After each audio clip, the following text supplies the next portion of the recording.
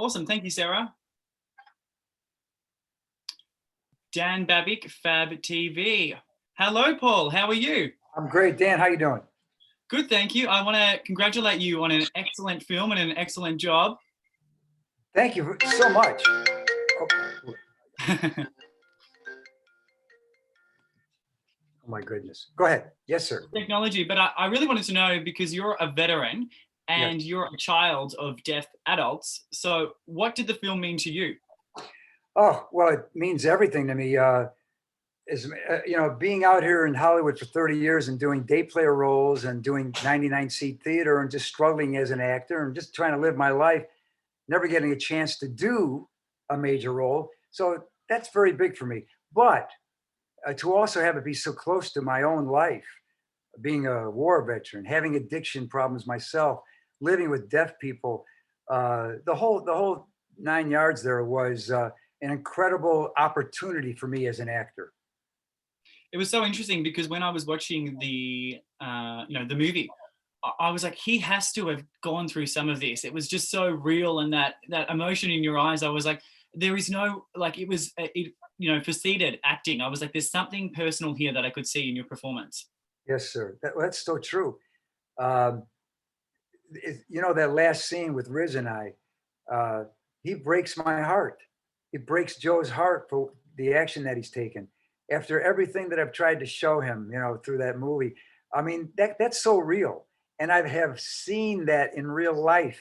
I've seen so many deaf people go that route. I've seen so many addictions. I've seen so much disappointment. So that's all right there. I'm not going to deny that. That's right on the surface. It's interesting because I think the pivotal moment of the film is actually a line you say, where you say, being deaf is not a handicap and it's not something to be fixed. And I got goosebumps when I heard that.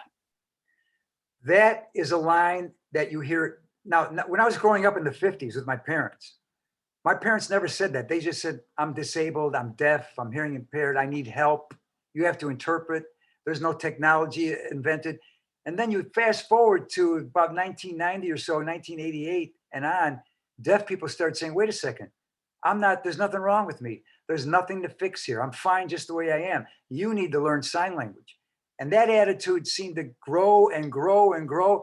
Now there's Deaf West Theater out here, deaf produced shows with deaf actors. So it's a whole different world than when I was growing up. And it's really interesting because I think it even foresees the deaf community. And I think anyone that has any struggles in life, whether it be addiction, whether it be depression, whether it be anxiety, and whatever it is, you are not broken. You do not need to be fixed. You are who you are, and you don't have to live your life that way. Exactly. That's the thing. And that's the hardest thing to get over, is this. You say, oh, I'm not broken. If you think you're broken, then you're going to be broken.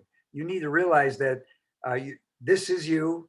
This is what you have. That's what Joe does. My character, after losing everything, he finally realizes and gives into, this is who I am. This is what I'm going to do. I'm going to open up this sober house for deaf people only. And that's why his heart breaks at the end with Riz's character's decision.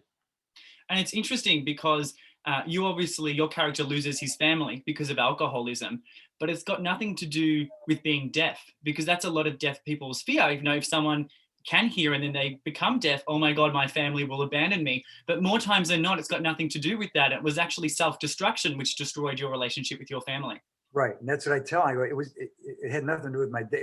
It was the beer. It was the beer, Ruben. And he just looks at me because he's still in the throes of addiction. He doesn't get that. So beautiful movie, just great moments. It's really beautiful. And I think the biggest message that I got from it, and talking to people who have seen the film, is that it doesn't matter what you go through in life. You can always survive, and not even survive. You can thrive after going through the hardest thing you can imagine.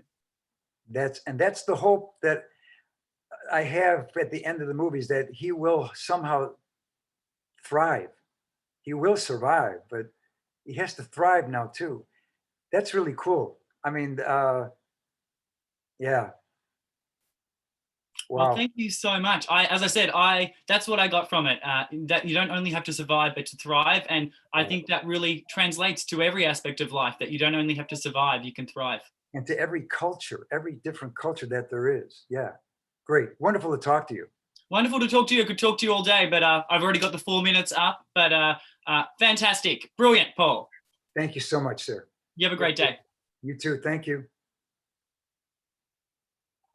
Thank you. Thanks. How are we doing?